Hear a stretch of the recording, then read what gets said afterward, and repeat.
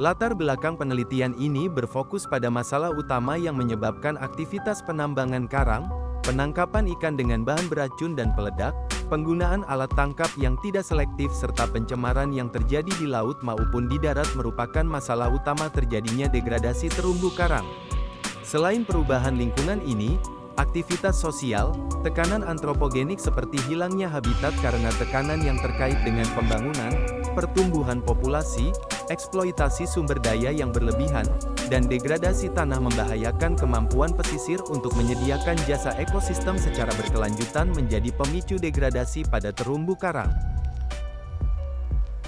Adapun tujuan penelitian ini adalah mengintegrasikan dan mengkorelasikan secara spasial antara dinamika kondisi terumbu karang pada tahun 1972 sampai dengan tahun 2023 dan 2024 pada resolusi menengah dan resolusi tinggi, dengan usia bangunan bermaterial karang berdasarkan observasi dan interview, serta menyusun formulasi kebijakan dalam draft perda tentang pemanfaatan terumbu karang.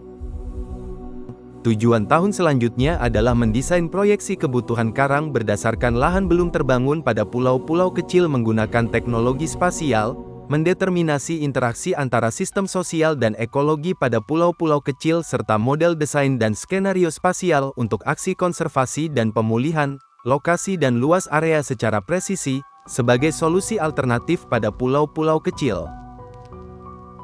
Kebaruan penelitian ini yaitu mengkaji hubungan kepadatan penduduk, indeks sosial ekonomi dengan kompleksitas kondisi terumbu karang menggunakan teknologi geospasial dalam perolehan data spasial resolusi tinggi dan analisis data dalam sistem informasi geografis.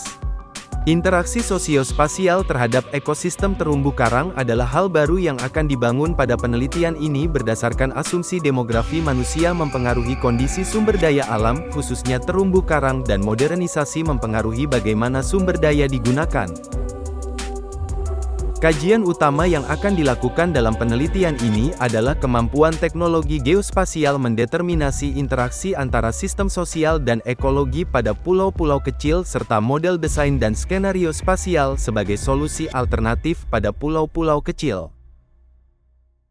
Pada tahun ini, berhasil mencapai beberapa pencapaian penting, yaitu memperoleh paten untuk beberapa inovasi, termasuk pelampung penanda geografis untuk monitoring terumbu karang menggunakan pesawat tanpa awak pada perairan dangkal, serta penanda titik georeference pada objek dasar perairan dangkal untuk identifikasi dan pemetaan mikroatol menggunakan pesawat tanpa awak. Selain itu, kami juga mengembangkan pondasi alternatif batu karang untuk rumah di pulau-pulau kecil. Di bidang hak cipta, kami menghasilkan karya mengenai kondisi kawasan konservasi perairan di Pulau Langkai, Lanyukang, dan Bone Tambung, Kecamatan Ujung Tanah, Kota Makassar. Output penelitian ini juga menyusun Peraturan Desa Matirola Bangeng Nomor 6 Tahun 2024 tentang perlindungan terumbu karang, lamun, dan biota laut di Pulau Laya dan Polewali. Pencapaian ini merupakan langkah penting dalam upaya konservasi dan pengelolaan sumber daya laut kita.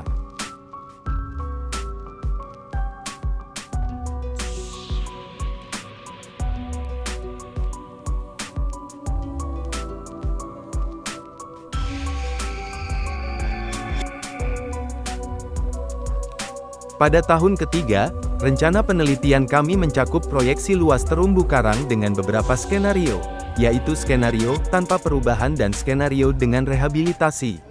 Selain itu, kami juga akan melakukan monitoring terhadap pelaksanaan peraturan desa.